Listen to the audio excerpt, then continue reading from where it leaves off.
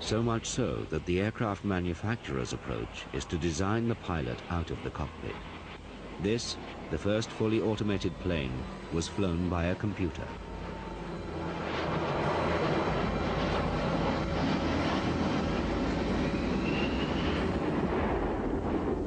Oh là là. Oh no, oh no. The unveiling of the A320 in 1988.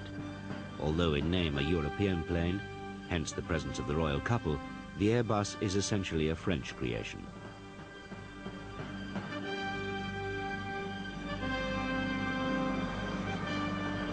It was revolutionary.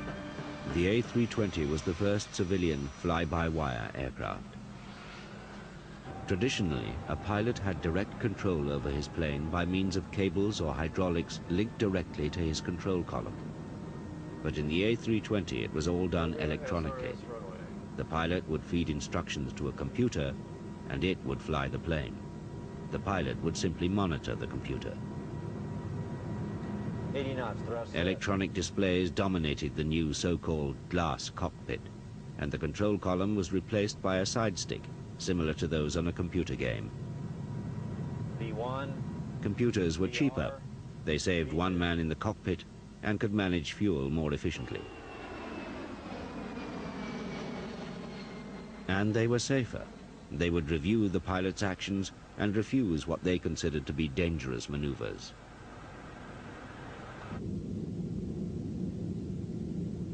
For the first time in aviation history, pilots had no longer an undisputed and direct access to the flight controls of their aircraft, but were dependent on what the construction engineers programmed into the software of the steering computers.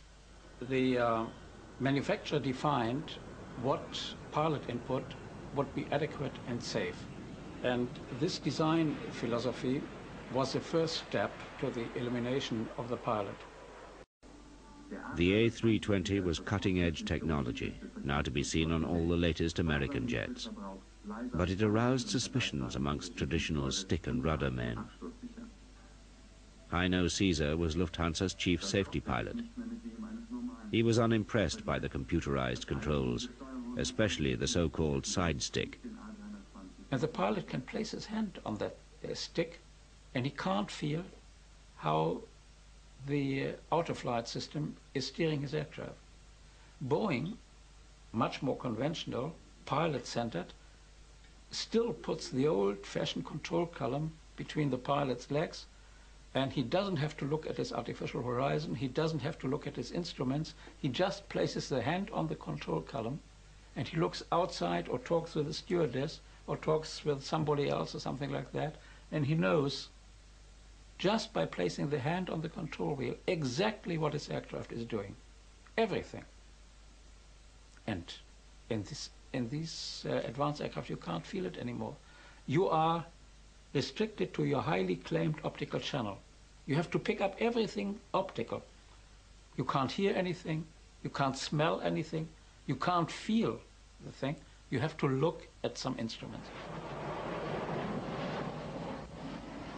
There followed a series of strange happenings where the computer began to do things that the pilot apparently didn't expect it to do. The first took place at an air show in France with a plane flown by Air France's star A320 pilot.